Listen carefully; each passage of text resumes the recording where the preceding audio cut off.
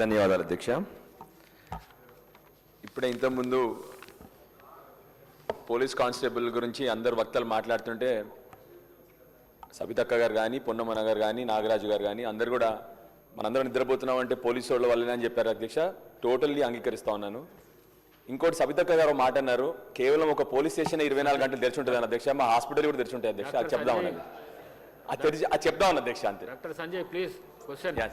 అధ్యక్ష ధన్యవాదాలు అధ్యక్ష. అధ్యక్ష ఇంతకుముందు చెప్పినట్టు మళ్ళీ మంత్రివారి గారు గురించి ఒక విషయం చెప్తా ఉన్నాను అధ్యక్ష. మీరే ఇప్పుడు చెప్పినారు కేవలం 497 పేషెంట్లు మాత్రమే 5 లక్షల కంటే ఎక్కువ వాడుకున్నారని, 10 లక్షలు వాడుకున్నారు అధ్యక్ష. That is amount 37 crores. My humble request you మంత్రి గారు, సేమ్ టైం ఇప్పుడు ఇవాళ ముఖ్యమంత్రి గారు ఉన్నారు మీ ద్వారా అధ్యక్ష, దయచేసి ఇంటెన్సివ్ కేర్ ట్రీట్మెంట్ని ఆరోగ్యశ్రీలో ఇంక్లూడ్ చేయండి. Intensive care treatment is the biggest problem today. ఎవరైనా చూడండి మీరు, ట్రామా కానివ్వండి, any patient going on to ventilator, తప్పకుండా వాళ్ళ ఆస్తులు అమ్ముకునే పరిస్థితి వస్తూ ఉంది అధ్యక్ష. సో దయచేసి, బికాజ్ మీరు ఎట్లాగూ 10 లక్షలు పెడతా ఉన్నారు, దాని కొన్ని ఇంటెన్సివ్ స్పెషల్లీ ఐసీయూ కోసము, ఎందుకంటే బీద వాళ్ళకు ఒక్కసారి ఐసీయూలోకి పోతే అధ్యక్ష, చూశాను కాబట్టి చెప్తా ఉన్నాను మీ అందరికీ, ఒక్కసారి బీద వాళ్ళ ఐసీయూలోకి పోతే తప్పకుండా ఒక ఆస్తి అమ్ముకోవాలి అధ్యక్ష. ఎందుకంటే per day any corporate hospital is charging in an intensive care, నేను చెప్పేది on ventilator, at least 1 lakh rupees.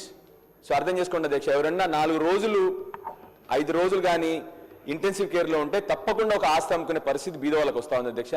And generally ప్రజలు కూడా చాలామంది, నేను అనుభవంలో చెప్తాను అధ్యక్ష, why don't you go to government hospital అంటే మీకు తెలుసు అధ్యక్ష, ఏమన్నా కానీ సార్ ఆస్తి అమ్ముకున్న పర్లే కానీ కార్పొరేట్ హాస్పిటల్ పోతుంది చెప్తున్నా. సో దయచేసి మేము రిక్వెస్ట్ చేస్తామని మళ్ళీ ఒకసారి, చాలా తక్కువ మంది 10 లక్షలు వాడుకుంటా ఉన్నారు.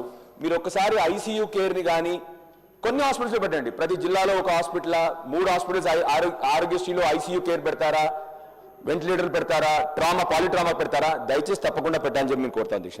అదేవిధంగా మీతో చిన్న రిక్వెస్ట్, ఆరోగ్యశ్రీ ఇంకా మీరు గ్రీన్ ఛానల్ అన్నారు కానీ 1 year నుంచి పెండింగ్లో ఉన్నాయి.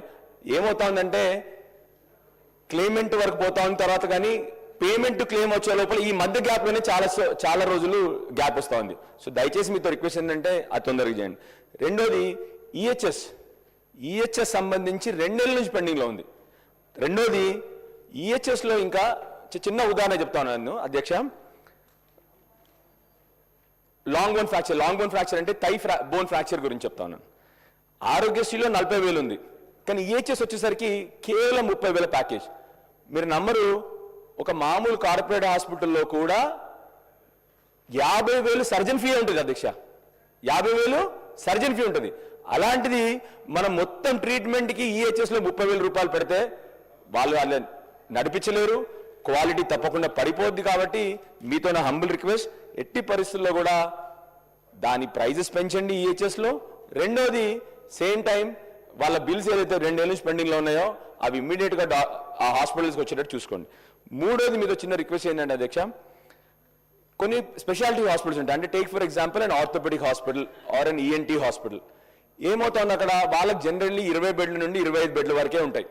కానీ మన గైడ్లైన్స్ ఏంటి, ఆరోగ్యశ్రీలో ఐసీయూ ఉండాలి, 50 బెడ్స్ ఉండాలి అని. If you can tweak it a little, అంటే ఈ స్పెషాలిటీ హాస్పిటల్స్కి, సింగిల్ స్పెషాలిటీ హాస్పిటల్స్కి if you could give Aarogyasri మంచిగా ఉంటుంది అధ్యక్ష. ఎందుకంటే multiple doctors and multiple hospitals will cater to patients.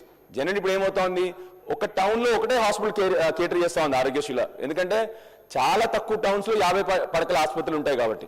So నేనేమంటానంటే అధ్యక్ష, సింగిల్ స్పెషాలిటీస్ ఉన్న దాంట్లో కొద్దిగా ట్వీక్ చేయండి, where even if it's 25 bed hospital, 20 bed hospital, orthopaedics ఒకటి, ఈఎన్టీకి సపరేట్, అలాంటివి ఏమైనా చేయగలిగితే బాగుంటుందని చెప్పి మీతో చదివి. 4th టాపిక్ అధ్యక్ష,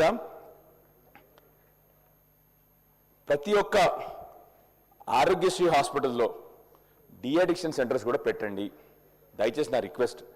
ఒక కౌన్సిలర్, ఒక deaddiction centre, it is a big problem.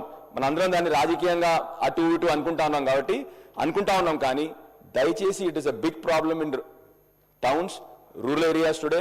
I hope everybody in this assembly agrees with me. చాలా పెద్ద ప్రాబ్లం అధ్యక్ష. సో దయచేసి మీతో కోరేందంటే ఆరోగ్యశ్రీలోనే డీఅడిక్షన్ సెంటర్స్ని కూడా పెట్టేటట్టు మీరు చేయాలి. అదేవిధంగా ఇప్పుడు మనకి ప్రతి కాన్స్టిట్యున్సీలో 100 పడకల ఆసుపత్రి ఉంది. ప్రతి జిల్లా హెడ్ క్వార్టర్లో మెడికల్ కాలేజ్ ఉంది, హాస్పిటల్స్ ఉన్నాయి. అక్కడ కూడా డి అడిక్షన్ సెంటర్స్ పెడితే మంచిగా ఉంటుంది అని చెప్పేసి మీతో కోరికలు. రెండోది ఒక్క కంప్లీట్ చేయాలి. ఇవాళ ముఖ్యమంత్రి గారు వచ్చారు కాబట్టి చిన్న డివైడ్ అవుతాను సార్. మొన్న ఆరోగ్య శాఖ మంత్రి గారు మొన్న బ్రహ్మాండంగా మీరు చెప్పారు 43 ఏది ఎంఎంఆర్ గురించి మాట్లాడుతూ we improved a lot. Yes, I agree with you.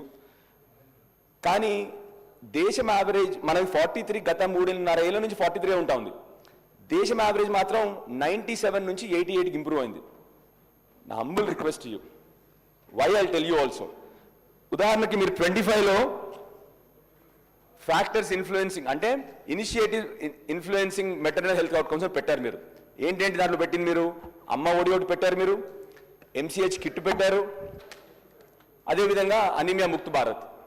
కానీ ఈసారి మళ్ళీ మీరు పోయినసారి యాడ్ చేసిన ఎంసీహెచ్ కిట్ ఈసారి మళ్ళీ తీశారు మీరు. ఇప్పుడు ఈసారి కేవలం అమ్మ ఒడి సర్వీసెస్ అనీమియా ముక్త్ భారత్ చేశారు. అంతకుముందు మిమ్మల్ని పదే పదే రిక్వెస్ట్ చేస్తే మీరు పోయినసారి ఎంసీహెచ్ కిట్ అని పెట్టారు, mother and child health care kit అని. దయచేసి మీకు ఒక రిక్వెస్ట్ నేను యాక్చువల్లీ మీరు చూస్తే by 23 we came down to 43 MMR. But past 3.5 years we have not improved at all.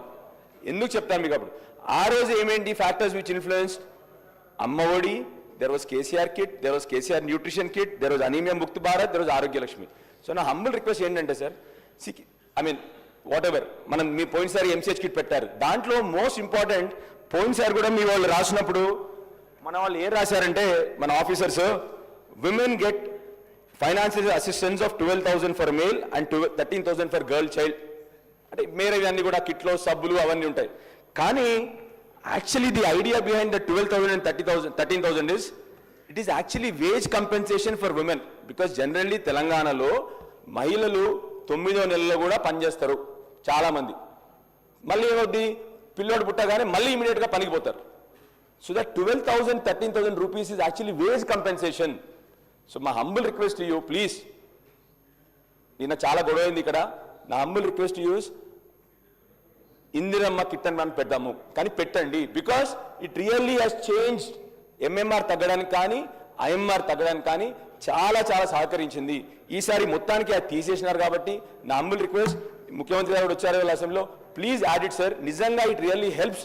It's wage compensation ఒకటి, సేమ్ టైం వేజ్ కంపెన్సేషన్ జరుగుతూ ఉంది, same time women health, child health is very good. That is the reason MMR కానీ IMR infant mortality rate కానీ maternal mortality rate బాగా తగ్గింది. మీరు చూస్తే ఇంకొకటి జరిగింది ఈసారి. అంతకుముందు హాస్పిటల్, గవర్నమెంట్ హాస్పిటల్ డెలివరీ 23 కల్లా 61% చేరినాం. ఈ సంవత్సరం మళ్ళీ మనం 50%కి వచ్చేసినాం government hospital delivery. So you understand what is happening? Because these facilities are not there now. The government hospital deliveries are again coming down now. Again people are going to private hospitals. మళ్ళీ private hospital పోతా ఉన్నారు. మళ్ళీ వాళ్ళ మీద బోలేడంత వాళ్ళ మీద మళ్ళీ strain పడుతుంది. So my humble request you again, sorry for deviating from the topic, కానీ my humble request you again is please try to add this MCH kit, mother and child health kit అని చెప్పి నేను కోరుతాను. Thank you అధ్యక్ష, thank you so much.